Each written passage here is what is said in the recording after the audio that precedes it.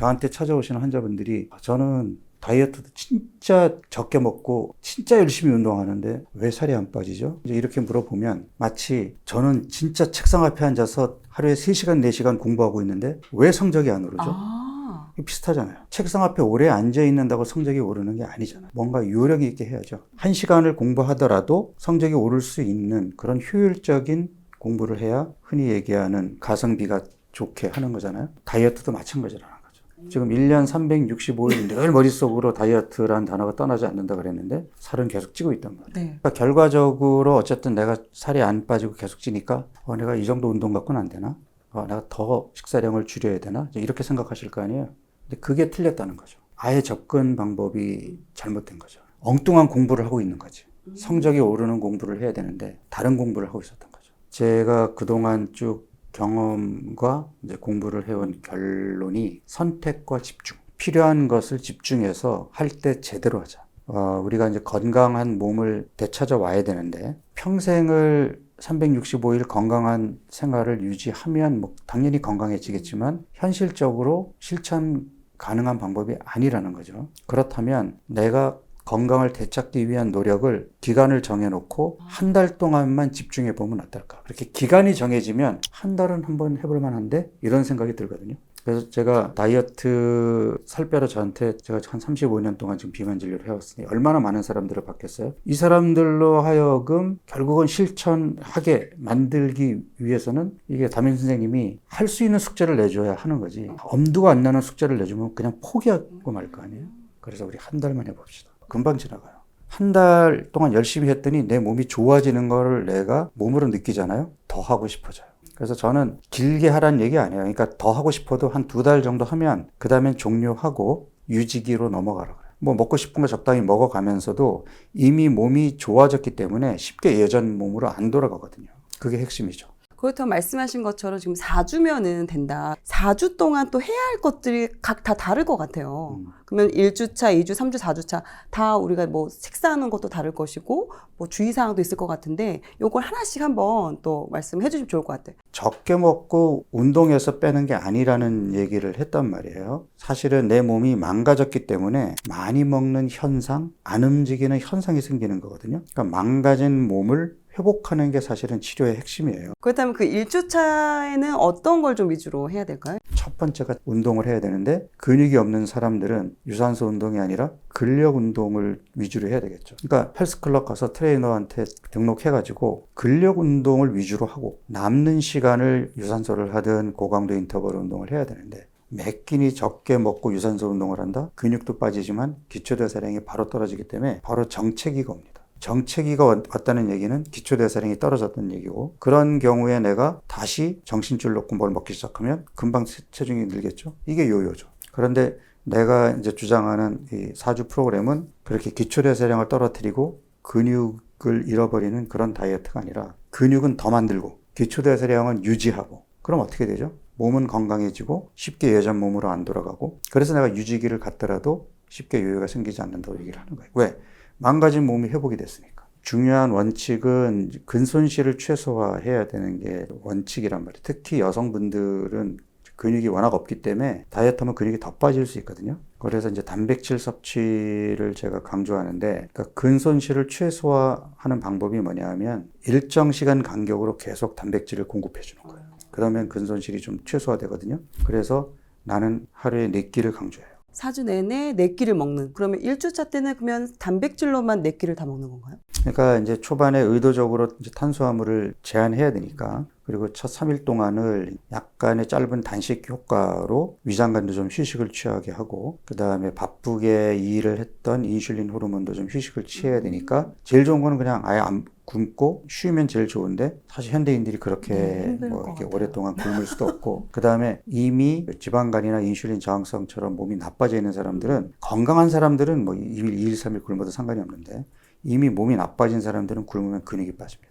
근육이 빠지면 굉장히 불리한 거예요. 그러면 근육이 빠지지 않으면서 짧은 단식 효과를 얻을 수 있는 게 뭐냐면 지금 얘기한 4번에 걸쳐서 단백질을 공급하되 단백질을 소화 흡수가 잘 되는 쉐이크의 형태로 공급을 한다. 이거는 근손실을 막기 위한 전략인 거죠. 그렇게 하면 일단 단백질은 일정 수준으로 들어오니까 근손실을 최소화할 수 있는데 평소에 늘 먹던 탄수화물이 안 들어오니까 몸은 힘들겠죠. 힘들지만 그 힘든 과정을 거쳐야 그 다음 단계로 갈 수 있는 거잖아요. 아니 담배를 끊는데 처음에 담배를 끊으면 금단 증상이 나타날 거 아니에요. 그거를 견뎌내야 금연에 성공할 거 아니에요. 이겨낼 수 있는 시간이 필요하잖아요. 요 3일을 그래서 이겨내야 돼요. 그래서 사실 단백질 쉐이크만 먹으라 그러면 좀 배도 고프고 허하고 심심하고 하니까 그래서 내가 이제 채소나 플레인 요거트, 두부 이런 것들을 중간중간에 허기가 지지 않도록 두부를 부쳐 먹든 아니면 두부 샐러드로 먹든 해가지고 충분히 먹으라고 하는 거예요. 계속 내가 이 프로그램에서 강조하는 게 배고프면 안 된다. 배고프지 않게 먹으라요. 3일 동안 기운도 없고 심한 경우에는 뭐 두통도 그러니까 일종의 저는 탄수화물 금단 증상이라고 얘기를 하는데 그런 증상이 나타날 거예요. 그리고 너무 기운 없어요. 두부 아무리 먹어도 배고파요. 그거는 진짜 배고픔이 아니에요. 내 몸이 당을 달라고 조르는 거지. 이 단계를 넘어가지 못하면 실패하는 거예요. 그래서 3일을 그렇게 하고 4일차부터 점심 한 끼를 일반식으로 먹고 그 일반식에는 반드시 밥이 포함돼요. 탄수화물을 밥의 형태로 4일차부터 공급을 하는 거예요. 그럼 그때부터는 밥을 먹으니까 채소와 단백질 반찬이 들어와야 되잖아요. 그러니까 이제 위장관도 본격적으로 운동을 시작해야 되겠죠. 그래서 일반 식사는 4일차부터 하는 거죠. 그러니까 사람들이 착각을 하는 거예요. 탄수화물을 무조건 안 먹는 게 좋은 거 아니에요? 아닙니다. 그러니까 우리 몸이 적절한 탄수화물, 단백질, 지방이 다 있어야 되는 거예요. 그게 건강한 식단이거든요. 하루 4끼에 걸쳐서 단백질을 챙겨주고 그중에 한 끼를 밥을 포함한 일반식을 하세요. 이게 제너럴 가이드라인인 거예요. 단백질을 4번에 걸쳐서 공급을 하는데 처음에는 쉐이크 형태로 공급을 했다면 이제는 한 번을 일반 식사로 밥은 채소와 단백질 반찬을 끌고 오니까 단백질 반찬을 통해서 단백질을 공급하라는 그게 첫 일주 동안에 이제 해야 될 일이고 첫 일주 동안에는 아마 몸이 많이 망가져 있는 사람들은 근육도 빠질 거예요. 근데 근육이 빠지더라도 이제 2주차부터는 빠졌던 근육이 회복될 테니까 걱정 안 하셔도 되지만 근육이 빠지는 것이 걱정스러우면 첫날부터 운동을 시작하면 근육 손실을 최소화할 수 있습니다. 그래서 당연히 뭐 첫 3일날 탄수화물도 못 먹기 위해서 그것도 스트레스인데 운동까지 하라고 더 스트레스 받겠죠. 근데 내가 내 몸을 건강하게 만들기 위해서 노력한다면 사실 그 정도 투자는 좀 15분만 해도 되거든요. 네. 15분만요? 네네. 운동은 길게 안 해도 돼요. 대신에 숨이 좀 차야지. 계단을 오른다든지 아니면 좀 빠른 걸음으로 걷는다든지 숨이 찬 자극이 들어가야 운동에 효과가 있는 거니까 그렇게 첫날부터 해주면 효과는 아주 좋아요. 2주 차에는 이제 어떤 걸 해야 될까요? 2주 차에는 이제 저녁도 일반식으로 바뀌는 거죠. 점심과 저녁이 일반 음식을 통해서 단백질을 공급하는데 점심에 밥을 먹는 거는 계속 해야 되고 탄수화물이 내 몸에서 요구하는 최소 수준은 공급을 해주어야 근육 손실을 최소화할 수 있기 때문에 점심에 밥을 먹는 거는 꼭 챙겨 먹어야 됩니다. 그리고 2주 동안은 그럼 했던 것처럼 운동도 한 15분씩은 그래도 꾸준히 해주고 15분은 최소지. 정말 운동하기 싫어하시는군요. 아닙니다. 최소 15분 이상은 해야 된다. 그래야 더 효과가 있다. 그리고 또 중요한 게 뭐냐니까 사람들이 착각을 하래요. 운동으로 체지방을 뺀다라고 착각을 하는데 아니에요. 운동은 망가진 몸, 지방을 잘 쓰지 못하는 몸을 지방을 쓰는 몸으로 바꾸어주는 자극이고 내가 지방을 많이 빼려면 많이 걷고 움직여야 돼요. 그래서 의자에 앉아있는 시간을 최대한 줄여야 됩니다. 내 몸에 도움이 되는 음식을 배고프지 않게 잘 챙겨 먹어라. 그러면 질문이 나오죠. 잘 챙겨 먹으면 살이 빠질까요? 그래서 간헐적 단식을 하라는 거예요. 그러니까 지금 나는 일반적으로 14시간 공복을 주장하거든요. 그러니까 매일매일 14시간 공복을 지켜야 돼요. 14시간 공복, 7시간 숙면은 지키고 그 사이에 4번에 걸쳐서 단백질을 공급하는데 2주차에서 일주일에 하루는 그 14시간을 24시간으로 늘려보는 거예요. 전날을 내가 6시에 식사를 끝냈으면 그러니까 다음날 6시까지 물만 먹고 이제 몸을 비우는 거죠. 그리고 6시에 첫 번째 식사를 하는 거예요. 그렇게 해도 이게 기초대사량이 떨어지거나 이러지 않나? 네, 그게 이제 이 간헐적 단식의 장점이에요. 왜냐하면 나머지 6일을 잘 먹을 거기 때문에 잘 먹다 굶고 잘 먹잖아요. 몸이 속아요. 몇 끼니 적게 먹고 몇 끼니 적게 먹잖아요. 기초대사량이 뚝 떨어집니다. 근데 계속 안 먹으니까 좀 비축해 놔야겠다. 몸이 바로 예민해지죠. 정신적으로도 스트레스겠지만 몸도 계속 부족하게 들어오니까 스트레스 호르몬이 분비되면서 기초대사량 떨어뜨리고 대비를 하겠죠. 매일매일 부족하지 않게 들어오는데 얘가 대비를 할까요? 이게 간헐적 단식의 가장 큰 효과예요. 그럼 1, 2주 동안 그렇게 지금 먹는 거를 일단은 뭐 설탕 이런 건 너무 당연하게 안 먹고 그러니까 이런 금기 음식을 먹잖아요. 3, 4일 전 몸으로 돌아가거든요. 그러면 내가 그렇게 어렵게 지금 막 금기 음식 피하고 운동도 하고 했는데 거꾸로 돌아가면 다시 내 자리로 오는데 3, 4일 걸리고 거기서 또 가려고 그러면 얼마나 뒤처지겠어요. 아예 안 먹어야 돼요. 일단 그럼 4주 동안은 무조건 설탕, 밀가루, 술까지 이 세 개는 무조건 안 먹어야 되는 네, 금기 왜냐하면 음식. 사람들이 자꾸 칼로리의 개념으로 다이어트를 이해하다 보니까 전날 술 먹었으니까 오늘 운동도 하면 되지 않아요? 아니에요. 내 몸이 거꾸로 간다니까? 3, 4일 전 몸으로 돌아가면 그만큼 내가 가야 되는 더 건강한 몸으로 가야 되는 목표에서 멀어지는 거예요. 다시 시작해야 돼요. 그리고 사실 내가 못 먹게 하는 더 큰 이유는 뭐냐면 특히 탄수화물 중독이 된 사람들은요. 아예 먹지 마라 그러면 그냥 자제하면서 안 먹을 수 있는데 나 요만큼만 먹어봐야지 한 입만. 하고 입에 딱 대서 혀에서 맛을 느끼잖아요. 그 다음부터 정신줄 놓습니다. 네, 한 봉지 비워야 정신 차리고 내가 왜 이걸 다 먹었지? 그리고 후회하면 되셨죠. 그리고 처음에 이제 다시는 이런 실수하지 말아야지. 안 돼요. 첫 번째 문턱을 넘기가 어렵지. 한 번 실수하잖아요. 그러면 다음 날로 또 땡기기 때문에 또 먹게 됩니다. 그러니까 평생 끊을 필요 없다. 아니 밀가루 음식 내가 파스타 좋아하고 라면 좋아하면 한 달만 딱 끊었다가 먹으면 되는데 한 달을 못 참고 중간에 먹어서 실패해가지고 결국 건강해진 몸을 만들지 못하고 그냥 포기해 버리겠냐. 그럼 지금 1주차, 2주차 이렇게 하는 게 몸에는 어떻게 반응을 보이는 거죠? 내가 이제 몸이 망가졌기 때문에 살이 찌는 현상이 나타난다겠죠. 그 망가진 몸이 회복이 되는 거죠. 그게 이제 호르몬의 밸런스가 깨졌다든지 또는 간이나 근육이나 췌장이나 이런 데 기름이 끼어 있다든지 또는 피하 지방 조직이 제대로 작동을 잘 해야 되는데 작동을 못 한다든지 이러한 몸을 다시 예전에 조직과 장기들이 제대로 작동할 수 있는 몸으로 바꾸는 거. 그리고 본인이 느껴요. 그러니까 물론 객관적으로는 요즘은 뭐 체지방 검사 장비가 뭐 헬스클럽 가면 다 있으니까 일주일 후에 체크해 보시고 또 2주 끝난 다음에 체크해 보시면 첫 주에는 아마 근육이 좀 빠질 텐데 두 번째 주에는 근육은 회복되고 체지방이 본격적으로 빠질 거거든요. 그러니까 그런 모습을 보면 당연히 근육이 늘고 지방이 빠지는데 건강해지지 않았다고 얘기할 수 있나요? 객관적으로도 그렇게 건강해지지만 주관적으로도 아침에 눈을 떴는데 피로감이 덜하고 늘 부어있고 무거웠는데 좀 가볍게 느껴지고 그리고 저녁에 숙면도 잘 취하게 되고 밤에 잠도 잘 자고 그런 몸의 변화, 화장실도 좀 규칙적으로 잘 가게 되고 이러한 변화들이 내가 주관적으로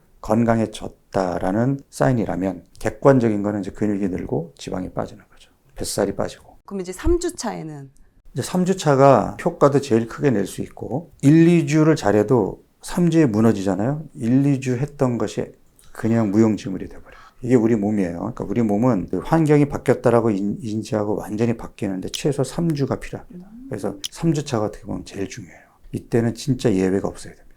철저히 해야 돼요. 그러니까 금기 음식 먹지 말고 몸에 좋은 음식 잘 챙겨 먹고 똑같아요. 4번에 걸쳐서 단백질을 공급하고 그중에 2끼는 일반식으로 하는데 이번에는 간헐적 단식이 이틀로 늘어요. 연달아 하면 안 되고 잘 먹다 굶으면 그 다음날 또 잘 먹어야 몸이 속으니까 그렇게 건너뛰어서 중간에 잘 먹는 날을 두고 해야 되는데 아마 2주차에 24시간 단식을 처음 하게 되면 굉장히 힘들 거거든요. 한 번도 안 해봤기 때문에 몸이 힘들 텐데 그래서 저는 2주차에 24시간 단식도 보통 보니까 18시간 정도까지는 버티더라고요. 근데 18시간 지나면 그때부터 이제 막 기운 없고 막 당 떨어지는 느낌 들고 막 일이 손에 안 잡히고 그러면 참지 말고 그냥 그때 뭐 드세요. 18시간까지 참은 것도 대단한 거니까 18시간째 너무 힘들면 그때 먹고 그냥 18시간 공복도 그만큼의 효과는 보는 거예요. 그러면 그 다음 간헐적 단식은 한 20시간까지 해보고 그 다음엔 22시간, 24시간 이렇게 하면 단계적으로 가면 훨씬 수월할 수 있어요. 그러니까 이 다이어트가 스트레스가 되면 안 되는데 다이어트 하는 게 짜증나고 스트레스 받고 이러면 스트레스 호르몬이 올라가 있잖아요. 지방이 안 나옵니다. 근육만 빠져요. 어차피 피할 수 없으면 즐기라는 말이 있잖아요. 그러니까 한 달 동안만큼은 내가 더 건강해지는 몸으로 가는 건데 즐거운 마음으로 해야 되지 않겠어요? 스트레스 받지 말고 24시간이 힘들면 그냥 18시간, 20시간 해도 됩니다. 이게 이제 좀 탄력이 붙으면 주 3일도 할 수는 있으나 주 3일은 내가 일반적으로 권하지 않아요. 제대로 못하면 조금 근육이 빠질 수 있기 때문에 그냥 일주일에 이틀 24시간 단식하는 3주차 미션을 4주차에도 그대로 하셔도 상관없어요. 그렇게 하시고 딱 4주 프로그램을 끝내고 그 다음에 유지기로 넘어가셔도 됩니다. 봤던 케이스들 중에는 어쨌든 요 한 달 만에 혈압약, 당뇨약, 콜레스테롤 약을 끊으신 분들도 많이 봤고 그 다음에 지방간 딱지를 달고 사시던 분이 해마다 건강검진을 하면은 늘 지방간입니다. 간 수치가 높네요. 이런 얘기를 들어서 간장약을 처방받던 분이 한 달 만에 이렇게 간 수치가 좋아질 수 있는 거를 왜 내가 몇 년간 이렇게 간장약을 먹으면서 지방간 딱지를 달고 살았죠? 네. 왜 지방간이 그동안 안 좋아졌다가 요번에 한 달 만에 좋아졌을까요? 지방간을 일으키는 가장 큰 원인이 술하고 과당이거든요.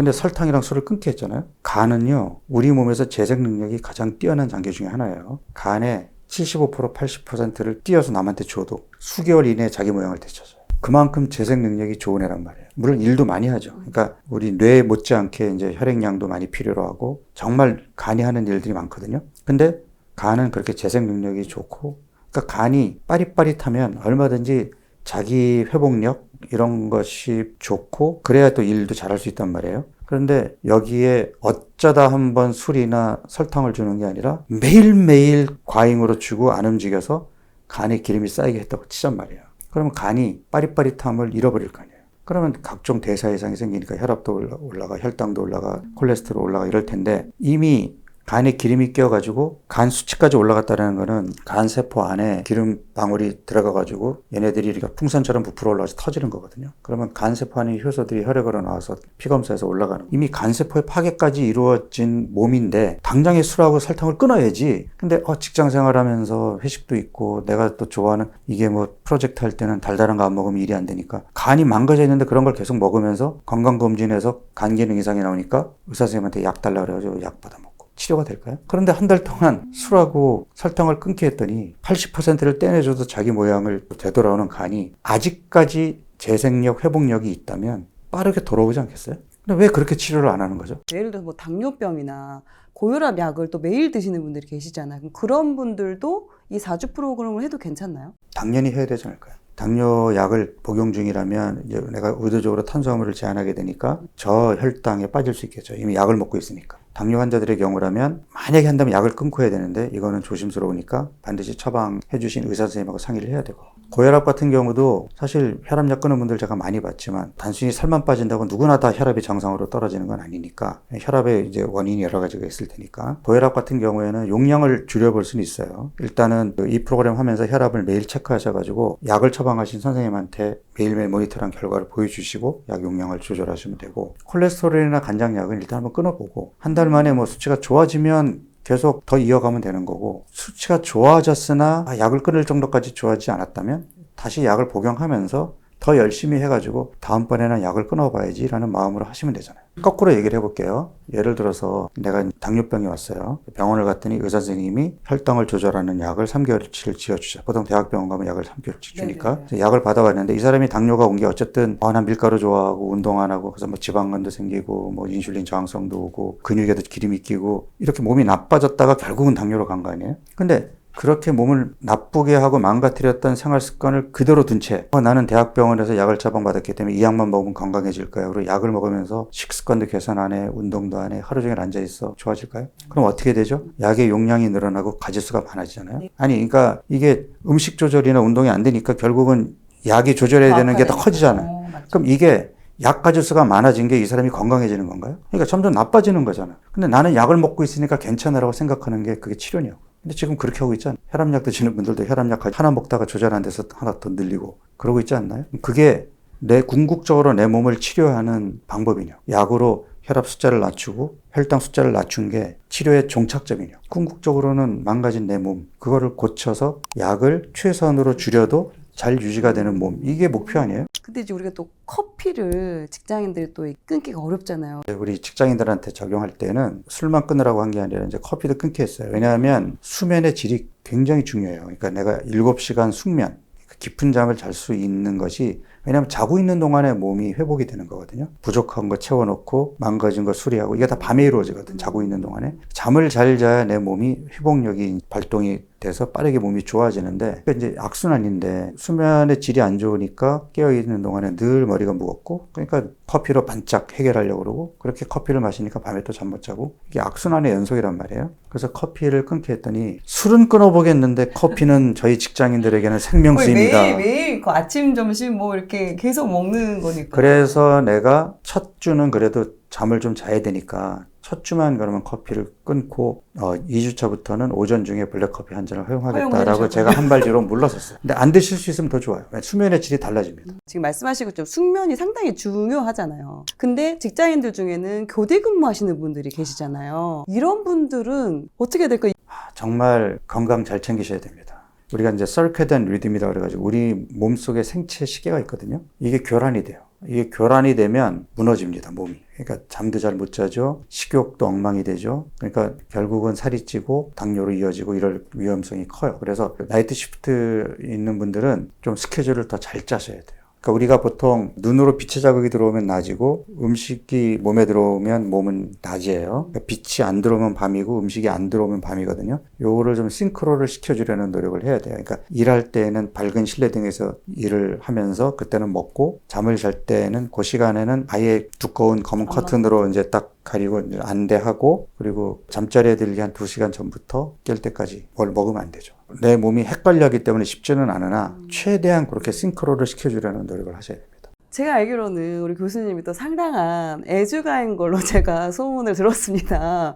그러면은 술을 끊고 이런 게 어렵잖아요. 어떻게 관리해요? 그만큼 술을 사랑하니까 끊어볼 수 있는 거죠. 그러니까 얘를 내가 한 달 동안 끊고 몸을 건강하게 만들면 평생 얘랑 함께 할 수 있다고 생각하면 끊어볼 수 있지 않을까. 평소에도 좀 먹는 거에 신경을 쓰고 그러니까 술 이외에는 저는 몸에 나쁜 걸 안 먹어요. 저는 설탕 밀가루도 거의 안 먹거든요. 술과 함께 하기 위해서 술 위에 몸에 나쁜 건 일치하지 말자. 근데 그렇게 하더라도 술에는 장사가 없어요. 술을 마시면 배가 나오고 근육이 안 붙고 결국은 간이 나빠질 수밖에 없거든요. 그러니까 뭐 아쉽지만 1년에 한 달 정도는 아예 술을 끊고 내 몸을 빠르게 회복시키는 기간을 가져야 되죠. 근데 저는 다행히 아직까지 건강하니까 한 달만 술을 끊어도 금방 몸이 회복이 되거든요. 그러니까 저는 건강검진의 모든 결과가 다 정상이니까 그냥 조금 편하게 마실 수 있는 건데 만약에 이제 뭐 혈압도 올라가고 뭐 혈당도 올라가고 콜레스테롤도 올라가고 또는 간 상태가 조금 뭐 나쁘게 진행이 됐다. 그러면 저도 그때는 술을 끊거나 아니면 술을 최대한 자제해야 되겠죠. 다행히 아직까지는 그런 상태가 아니다 보니까 조금은 편하게 그냥 술을 즐길 수 있는 거죠. 이렇게 1년에 한 번만, 한 달만 이렇게 해도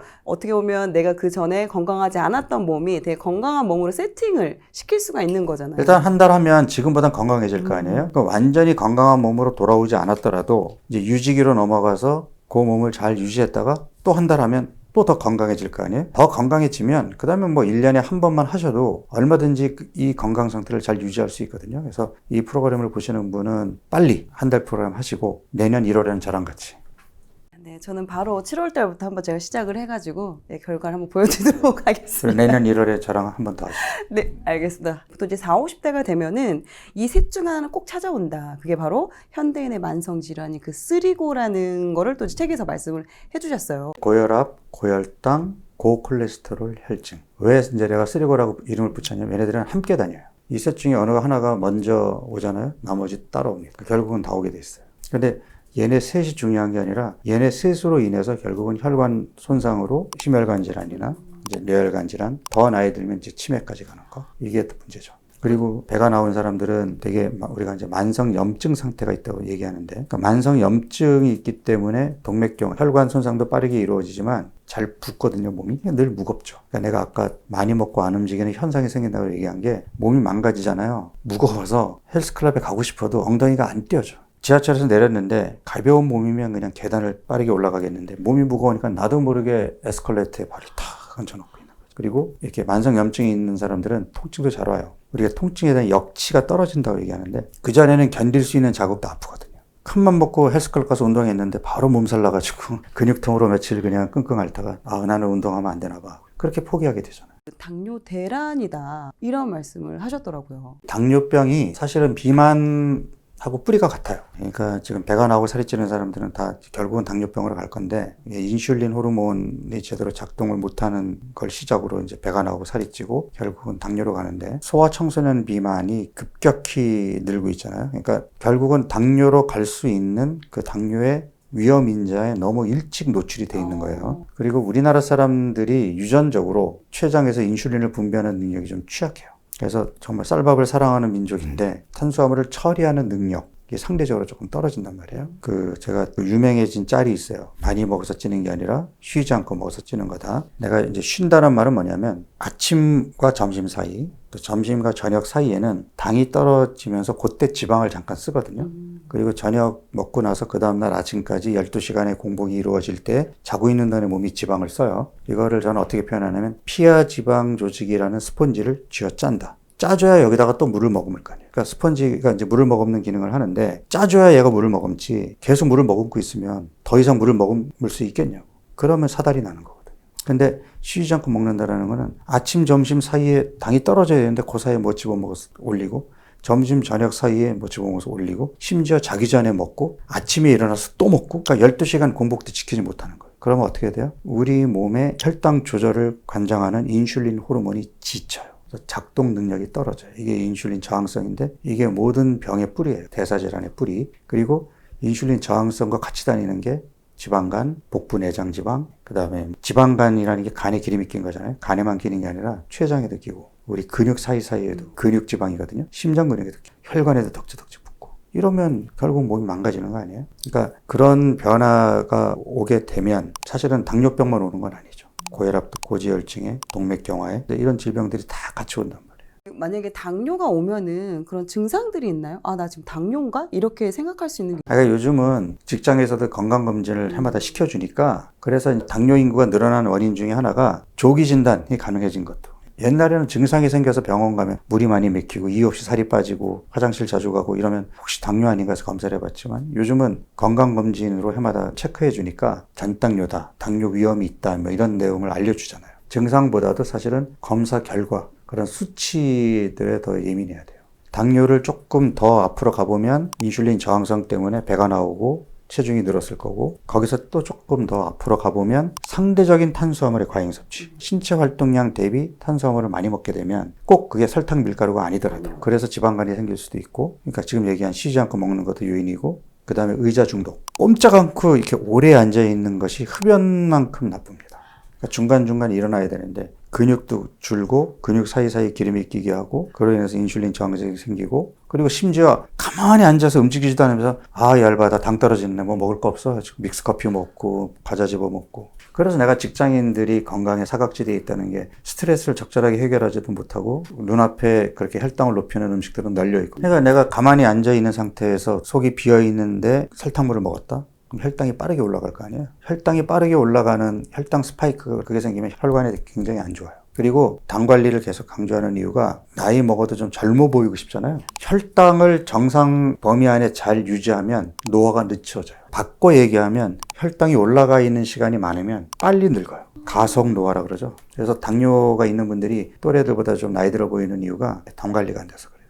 혈당 관리에 좀 좋은 음식도 있을 것 같아요. 그러니까 음식으로 찾지 말고 먹고 나서는 움직여야지. 그러니까 우리나라 사람들이 자꾸 뭐 먹으면 좋아요? 그럼 그것만 먹겠냐고 삼시세끼. 그건 아니잖아요. 그냥 좋은 음식 잘 챙겨 먹고 진짜 어쩌다가 부득이 먹었으면 먹고 났으면 나가서 움직이면 그나마 올라간 당이 좀 근육 운동으로 해서 떨어질 거 아니에요. 근데 이게 움직이기는 싫고 운동은 더 싫고 그냥 뭐 먹는 거 가지고 해결할 수 있는 거 없을까요? 없어요. 당 관리가 굉장히 중요하다고 얘기했잖아요. 그러면 탄수화물을 먹으면 당연히 혈당이 올라갈 거 아니에요? 이 혈당을 가장 빠르게 떨어뜨리는 게 근육 운동이에요. 그러니까 걸으면 어쨌든 근육들이 그때는 당을 적극적으로 흡수할 거 아니에요? 식후 혈당이 빠르게 떨어지거든요. 네네. 혈당이 높은 상태에서 오래 있는 거는 내 몸을 빠르게 늙게 한다라고 생각하고 얘를 안정적으로 낮은 수준으로 유지하려면 혈당을 급격하게 높이는 음식도 피해야 되겠지만 먹었으면 나가서 바로 움직여야죠. 과일도 마찬가지예요. 먹었으면 나가서 바로 움직이셔야 됩니다. 그래도 조금이라도 좀 건강하게 먹을 수 있는 방법이 있을까요? 저는 놀라운 게 편의점에 있는 음료들이 너무 당 함량이 많아요. 특히 아이들이 좋아하는 두유, 요플레, 과일향 우유, 다 뭐 우유, 두유, 요거트 다 건강에 좋은 건데 아니 거기다 당을 그렇게 많이 집어넣어 놓으면 그게 건강에 도움이 되겠냐고요. 일단 편의점 가서 식품을 고를 때는 꼭 영양 성분표를 보는 습관을 들이시고 거기 당류라고 써 있는 거의 함량이 최대한 적은 거를 고르셔야 돼요. 뭐 제로콜라 이런 거 당이 없어도 당연히 안 되겠네요. 그러니까 제로콜라 같은 경우에는 이제 인공감미료가 들어있는 거잖아요. 설탕, 액상과당 이런 것보다는 100배 낫지만 만약에 내가 당 중독인 것 같아서 콜라 없이는 못 살아요. 이런 사람이 당을 끊으려면 중간 단계에서 그런 제로콜라 같은 인공감미료가 들어있는 음료를 먹어서 대리만족이라도 얻어야 될 거예요. 그런 과정에서는 뭐 필요할 수 있으나 저는 궁극적으로는 아예 단맛에서 멀어지는 훈련을 하는 게 어떻겠느냐 하는 거죠. 단맛은 단맛을 부르거든요. 혈당이 올라가는 음식 먹잖아요. 금방 배고프고 또 찾아요. 아침에 일어나서부터 과일이나 프레이크나 이렇게 혈당을 높이는 음식을 찾으면 점심 되기 전에 배가 고파서 또 달달한 거 먹어야 되고 오후에 또 과자 생각나고 하루 종일 당이 땡기거든요. 그러니까 첫 번째 식사가 중요해요. 첫 번째 식사는 차라리 샐러드에다가 삶은 달걀이라든지 혈당이 급격하게 올라가지 않는 메뉴로 자다가 일어난 인슐린이 그렇게 일을 많이 하지 않아도 될 정도까지 먹고 그 다음에 밥을 먹어야 인슐린이 미리 준비하고 있다가 적절하게 분비를 해서 혈당을 잘 조절하게 되는데 아침에 일어나자마자부터 이제 혈당을 인슐린이 눈 뜨자마자 갑자기 일거리가 많아져가지고 정신없이 일하다 보면 금방 지치거든. 그럼 점심에 올라간 혈당을 얘가 잘 처리를 못하고 저녁에는 더더욱 처리를 못해요. 저도 가끔씩 아이들한테 우유 말아서 주거나 주스 한 잔 주거나 이럴 때가 있는데 아주 안 이거는 좋은, 정말 아주 안 좋은 아침이죠. 어렸을 때부터 과당 중독을 유발하는 식단인 거죠. 밥도 좋지가 않은데 아침에는 그러니까 밥은 나물 반찬, 심심한 단백질 반찬으로 조금 배를 채우고 밥을 먹게 되면 혈당은 천천히 올라가거든요. 그것도 요령이에요. 밥부터 먹는 게 아니라 심심한 반찬 종류로 먼저 먹고 그 다음에 밥을 먹으면 혈당은 천천히 올라가요.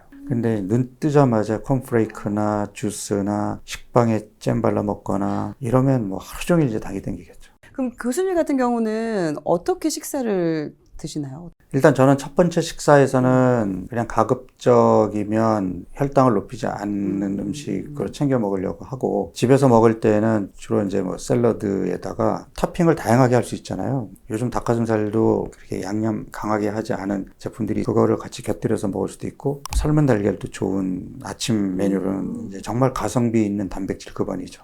뭐 달걀을 활용하는 것도 좋고 밥이 땡기면 일단 그렇게 조금 배를 채운 다음에 밥을 반 공기 정도 먹으면 좋겠죠. 그 다음에 저는 주로 점심에 탄수화물을 좀 많이 먹는 편이거든요. 저는 밥의 형태로 가급적이면 점심에는 탄수화물을 꼭 먹는 편이고요. 오후 간식으로 편의점에 가서 삶은 달걀이나 뭐 두부나 당 함량이 적은 그런 음료를 같이 곁들이기도 하고 그리고 이제 저녁은 주로 채소와 단백질 위주로 먹게 되죠. 그래서 식당을 제가 주도적으로 정할 수 있으면 횟집이나 그리고 샤브샤브집 좋아하고 뭐 그렇게 먹게 되면 탄수화물은 내가 한참 활동을 많이 해야 되는 낮 시간 동안에 좀 집중해서 먹고 아침에 일어나자마자 그 다음에 저녁 시간에는 왜냐면 저녁 때는 거의 활동이 없잖아요. 근데 그때 탄수화물 먹으면 올라간 당이 어떻게 떨어지죠? 나가서 내가 산책하지 않는 한 제가 지금 반대로 하고 있거든요. 제가 아침에 일어나서 브런치로 샐러드를 먹어요. 이제 닭가슴살이랑 이렇게 먹고 이제 좀 움직이니까 허기지잖아요. 그러니까 이제 저녁을 탄수화물로 몽땅 먹는 거예요. 근데 이게 계속 이제 반복이 되는 거죠. 그러니까 체중은 크게 안 느는데 이게 아무래도 이제 허리둘레는 확실히 늘어나고 있더라고요. 체중은 늘지 않는데 허리둘레가 늘었다는 거는 근육이 빠지고 지방이 늘었다는 얘기거든요.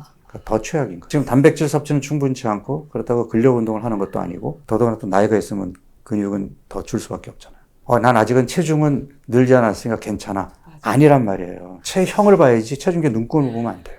네, 그 몸무게는 예전하고 큰 차이는 없지만 옷은 못 입거든요. 그러니까 그래서 더 이상 이제는 숫자가 아니에요. 체중계 눈금에 집착하시면 안 됩니다. 맞습니다. 알겠습니다. 일단 제가 먹는 순서 자체가 잘못됐다라는 걸 이제 오늘 팍 느꼈습니다. 이제 바꿔서 먹는 걸로 알겠습니다. 나이가 들면서 검은 머리가 하얗게 되는 거는 그건 뭐 자연스러운 현상이잖아요. 근데 배가 나오는 거를 자연스러운 현상이라고 얘기하려면 누구나 배가 나와야 되거든요. 근데 건강관리 하는 사람들은 배가 안 나와 있거든요. 그럼 그건 자연스러운 현상은 아니지 않을까요? 그러니까 건강관리를 하지 않은 결과라고 봐도 되지 않을까요? 그래서 뭐 호르몬의 그 영향이라던가. 그래서 처음부터 체중계 눈금, 숫자에 연연해 하지 말아라고 얘기하는 게 특히 여성분들이 젊었을 때부터 체중에 집착하다 보니까 52kg를 고수하려고 했다가 56, 52로 왔다 갔다 했다가 결국은 56에서 더 이상 안 내려가고 그러다 이게 갑자기 60이 됐어. 이제 60에서 안 내려와. 그럼 야금야금 또 올라가. 그러면 생각을 해보세요. 옛날 52kg일 때 몸하고 내가 지금 65kg가 됐을 때 몸하고 뭐가 달라졌을까요? 똑같은 몸은 아닐 거 아니에요. 그러면 내가 그 65kg의 몸을 기를 쓰고 52kg로 만들었다면 20대 52kg와 똑같은 몸으로 바뀔까요? 그렇지 않을 수밖에 없는 게 그렇게 야금야금 체중이 늘어난 이유가 그 무리한 다이어트, 굶거나 적게 먹는 다이어트로 근육을 계속 빼왔단 말이에요. 그러면 내가 52kg에서 65kg까지 늘었지만 내 몸의 근육량은 52kg일 때보다 더 적을 거거든요. 그러면 근육은 적고 뱃살로 몰려있고 지방이 많은데 다시 52kg로 만들려면 어떻게 해야 되죠? 안 먹어야 되잖아. 안 먹으면 뭐가 빠지죠? 근육이 더 빠지는 거예요. 그럼 52kg까지 가지도 못하지만 진짜 먹는 거를 줄여서 갔어. 그게 건강한 몸인가요? 뱃살은 안 빠진다니까? 그러면 내가 이 65kg에서 뭘 해야 돼요? 근육을 늘려야죠. 몸을 바꿔야지 65kg를 52kg로 만들면 안 되는 거예요. 근데 이게 중년 여성분들이 자꾸 나 젊었을 때는 50대였는데 왜 지금은 몸무게가 이렇게 됐을까요? 하소연하면서 다시 예전 몸무게로 가고 싶어요. 못 간다니까요. 그래 가면 안 돼요. 그러니까 이제는 체중계 눈금이 아니라 대사 지표 검사를 해서 검사 수치를 정상으로 돌려놓는 걸 목표로 해야지 이미 배가 배가 나오고 근육이 없는 몸은 혈압, 혈당, 콜레스테롤, 지방간이 다 있는 몸인데 걔네들을 정상으로 돌릴 생각을 해야지 나는 무조건 체중을 빼야 돼요. 그럼 걔네들이 정상으로 돌아올까요? 안 돌아옵니다. 내 몸에 지방이 많고 뱃살이 붙어도 혈당과 콜레스테롤이 올라가지만 근육이 빠져도 혈당과 콜레스테롤이 올라가요. 그러면 근육을 늘려야죠. 그럼 근육을 늘리는 첫 번째가 잘 먹어야 되는데 잘 먹는다는 개념이 몸에 좋은 음식을 배고프지 않게 잘 먹는 게 잘 먹는 거거든요. 그렇게 먹으면 살이 안 빠지지 않을까요? 저는 살을 빼고 싶어요. 그래서 자꾸 적게 먹고. 그런데 적게 먹더라도 근육을 유지하기 위한 단백질 섭취량을 유지해야 되잖아요. 밥량도 줄이고 식사량을 줄이니까 반찬으로 먹는 단백질도 줄고 그러니까 단백질 섭취량도 줄어. 근데 적게 먹으니까 중간중간에 입이 심심하잖아요. 떡이나 과일이나 고구마나 이런 탄수화물은 중간중간에 더 먹어. 사실은 적게 먹는다는 게 밥만 줄였을 뿐 탄수화물의 총 섭취량은 늘고 단백질 섭취량이 오히려 줄었단 말이에요. 밥이 주니까. 그럼 어떻게 돼요? 근육은 더 빠지고 뱃살은 전혀 요지부동이고 오히려 체지방이 느니까 체형은 더 나빠지고. 그러니까 잘못된 다이어트의 결과가 몸을 더 망가뜨린 거란 말이에요. 그러면 50대 이후에 그 식습관은 좀 달라져야 되는 게 있나요? 일단 주로 이제 그 폐경 전후로 해서 여성 몸이 크게 달라지는데 여성 호르몬이 굉장히 역할이 많아요. 배에 지방이 붙는 것도 막아주는 효과가 있고 뼈가 약해지는 것도 막아주는 효과가 있고 심장도 보호해주는 효과가 있고 그래서 폐경기 전 여성들은 콜레스테롤 혈증도 또래 남성들보다 적고 심장 질환도 훨씬 적어요. 그런데 폐경 이후가 되면 고지혈증 환자도 확 늘고 심장 질환 유병률이 역전이 돼요. 그래서 폐경 이후에는 더 건강관리에 신경을 써야 되는데 그렇기 때문에 더더욱 체중이 아니라 혈압, 혈당, 콜레스테롤 이런 숫자 관리를 더 철저하게 해야 된다는 거예요. 그래서 과일이 건강식은 맞는데 우리나라 사람들의 과일 사랑이 너무 지나치다 보니까 과일에 들어있는 과당까지 많이 먹게 된단 말이에요. 근데 이 과당이라는 애가 포도당과 달리 포도당은 우리 몸에 들어오면 곧바로 혈액으로 들어가서 에너지원으로 쓰이거든요. 과당은 바로 간으로 가요. 그래서 포도당이 부족한 상태에서는 과당을 포도당으로 바꿔서 쓰지만 포도당이 넘치는 상황에서는 과당은 중성지방으로 비축이 되거든요. 근데 지금 우리의 먹거리에서 포도당이 부족한 상황이 있을까요? 그러니까 같이 들어오는 과당은 그냥 간에서 중성지방으로 비축이 되니까 과당이 지방간의 중요한 원인으로 자리 잡은 거거든요. 그럼 이미 지방간도 있고 인슐린 저항성도 있고 복부 내장지방도 있고 이러한 분이 과일을 계속 먹으면 어떻게 될까요? 근데 이 사람들이 이미 탄수화물 중독이 돼 있으니까 달달한 뭐 과자나 케이크나 아이스크림, 초콜릿 이런 거 먹을 때는 나 이런 거 먹으면 안 되는데 라는 죄책감이 드는데 과일은 이거는 건강식이니까 하고 편안한 마음으로 많이 드신단 말이에요.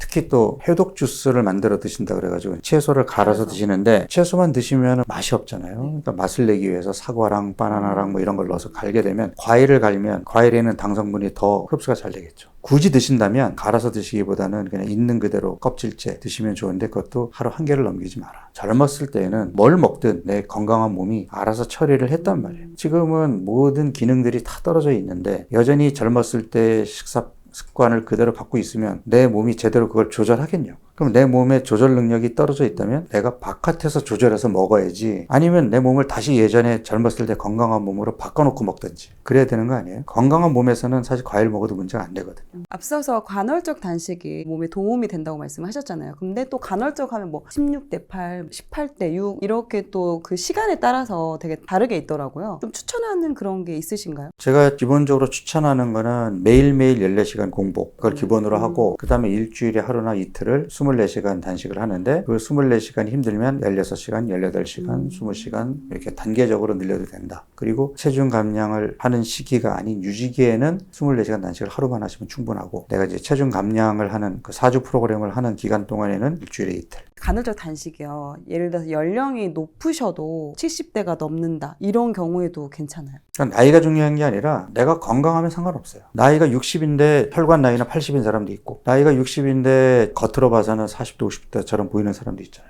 세상이 그렇게 다양한 사람들이 있는데 나이 70부터는 어떻게 된다고 단정적으로 얘기할 수 있어요? 그러니까 내가 건강하면 내 그 건강을 유지하기 위해서 해볼 수 있는 거고 내가 근육도 없고 비리비리하면 사실 운동하기도 힘든데 거기다 굶기까지 해? 그러면 더 기운을 못 낼 거 아니에요. 그런 분들은 사실은 간헐적 단식을 안 하시는 게 낫죠. 특히 이제 50대 이후에 이제 그런 갱년기나 이런 여러 가지 그런 증상 때문에 한약을 먹기도 하고 다이어트 보조제 같은 거에 또 도움을 또 이렇게 받기도 하는 경우들이 좀 있어요. 그런 경우는 어떻게 말씀하시나요? 예를 들어서 나 운동하기 진짜 싫고 나는 파스타를 끊을 수 없고 나는 빵순인데 이게 뭐 밀가루도 끊으래 운동도 하래 그런 거 귀찮은데 그냥 한약 먹고 살 빼거나 싹 산다 맞아서 빼면 안 돼요? 이렇게 물어보는 환자한테 어떻게 대답하시겠어요? 그렇게 하라고 처방하시겠어요? 저는 그렇게 처방 안 할 것 같거든요. 그게 궁극적으로 내 몸을 건강하게 만들어주는 처방일까요? 저는 이제 농담 삼아서 비만 클리닉이 3차 병원이라고 저는 그러니까 하다 안 돼서 교수님한테 왔어요. 그리고 몸이 망가질 대로 망가져서 오시는 분들이 있거든요. 근데 문제는 뭐냐면 이런 다이어트, 그러니까 적게 먹고 뭐 이렇게 해서 빼는 다이어트 문제는 나중에 진짜 살이 안 빠지는 몸으로 바뀌어요. 기초대사량의 회복이 굉장히 더디어져요. 몸이 예민해져갖고 조그만 음식이 적게 들어오면 바로 기초대사량을 떨어뜨려버려요. 그럼 빠지겠어요? 물만 먹어도 살찐다라는 말이 진짜네요. 물살이 지방으로 바뀌진 않지만 살이 찌는 사람들의 전조 증상이 있어요. 잘 부어요. 잘 붓는다는 건 벌써 혈액순환이 잘 안 되고 신진대사가 원활하지 않다는 얘기 아니에요? 반드시 살찝니다. 그러니까 그런 사람들은 부어 있으니까 물 많이 먹어서 그런가? 이렇게 생각하다가 이 부은 게 살이 됐네? 물만 먹어도 살찌나 봐. 나타나는 현상만 놓고 보면 그렇게 느껴지는 거죠. 그동안 또 많은 분들을 만나보셨을 텐데 사람들이 가장 잘못 알고 있는 그런 식습관? 이런 게 있나요? 대표적으로 건강식이라고 생각하고 먹지만 오히려 건강에 좋지 않은 게 과일을 이제 많이 먹는다든지 심지어 또 과일을 갈아서 먹는다든지 이렇게 드시게 되면 오히려 당 조절에 도움이 안 될 거고 그리고 사실 건강한 몸은 저녁을 먹고 나서 그 다음날 아침까지는 배가 안 고파야 돼요. 건강한 몸은 자고 있는 동안에도 다른 조직과 장기들은 지방을 쓰고 뇌는 안정적으로 당을 먹어야 되는데 건강하지 않은 몸은 자고 있는 동안에도 지방이 잘 못 쓰이니까 그나마 없는 당을 뇌하고 다른 장기들이 서로 경쟁적으로 먹으려고 하거든요. 그럼 뇌가 얼마나 예민해지겠어요. 그러니까 그렇기 때문에 자기 전에 뭘 먹고 자는 거예요. 그러니까 계속 살찌는 거죠. 그 야식이 습관이기도 하지만 뇌가 자고 있는 동안에 안정적으로 프로당을 공급받기 위해서 신호를 보내는 거거든요. 내가 야식이 있다라는 거는 이미 내 몸이 망가져 있고 앞으로 살이 계속 찔 거라는 증상인 거죠. 식습관에 대해서 말씀해 주셨는데 갱년기나 이렇게 좀 50대 이후의 분들은 운동도 좀 다르게 해야 될까요? 사실은 운동은 어떤 운동을 해도 괜찮아요. 근력 운동을 해도 좋고 뭐 유산소 운동도 좋고 중요한 거는 우리가 약을 먹을 때 용법 용량을 지켜서 먹잖아요. 혈압약을 매일 하나씩 먹으라 그랬는데 귀찮다고 일요일날 한꺼번에 7알을 먹으면 효과 있을까요? 그러니까 결국 용법 용량을 지켜야 되는데 그 용법이라는 게 적어도 일주일에 4번 5번은 해야 돼요. 그래야 내 몸이 바뀌어요. 그리고 용량은 힘들어야 운동이다. 15분만 해도 돼요. 중요한 거는 15분을 해도 힘들게 해야 그 운동에 효과가 있는 거예요. 그럼 힘들게 하려면 내가 혼자서 힘들게 운동할 수 있어요? 저 조금 힘들만 하니까. 그렇죠.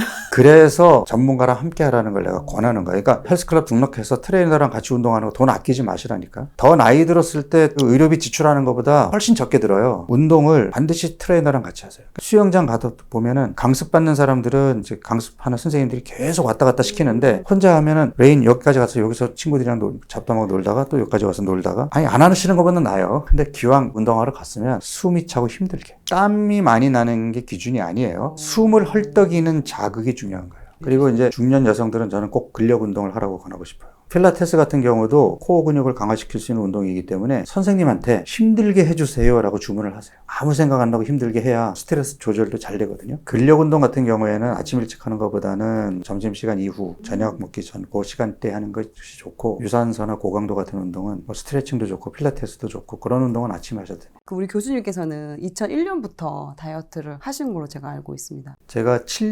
76kg까지 나갔어요. 76kg? 네네. 내 적정 체중이 64, 65kg 정도거든요. 그때는 가운을 입고 있으니까 배를 가릴 수 있었거든요. 똑같죠 뭐. 운동해야지 하지만 운동하기 싫어하는 사람이 차일피일 미루다가 몸은 점점 불었고 미국에 연수를 가서 혼자 살면서 그때 이제 내가 12주 프로그램 12주 동안 다이어트 프로그램을 하면서 내 몸을 바꿔보자라고 마음먹고 3개월 동안에 12kg을 뺐거든요. 그 체험을 책으로 낸 게 신인류 다이어트. 그때는 12주 프로그램이었죠. 미국 연수 갔다 와서 뭐 내가 체험한 거 막 비포 애프터 사진도 막 붙이고서 뭐 신문 방송에 엄청 나왔었죠. 그렇지만 결국 또 야금야금 체중이 늘면 또 빼고 이제 그랬었는데 12주라는 기간이 저는 체중을 빼는 최소 기간이라고 생각을 해왔어요. 근데 환자들을 보다 보니까 12주도 긴 거예요. 그래서 그걸 8주로 줄여본 게 이른바 원시인 다이어트. 원시 인류와 우리가 똑같은 유전자를 갖고 있으면서 21세기를 살고 있는 우리들에게는 지금 식사 패턴 갖고는 안 된다. 그거를 이제 4주로 줄인 게 2014년에 나온 4주 해독 다이어트. 우리 몸이 바뀌는데 필요한 최소 요구 기간이 3주거든요. 거기에 플러스 마이너스 1주를 하게 되면 적어도 4주까지는 집중을 해야 몸이 바뀐다라는 거죠. 그래서 한 달만 집중을 해도 몸이 바뀝니다. 다만 그 사이에 예외가 들어가면 기다렸다는 듯이 몸은 3, 4일 전으로 돌아가기 때문에 그 한 달만큼은 예외 없이 하셔야 우리가 원하는 결과를 얻을 수 있습니다.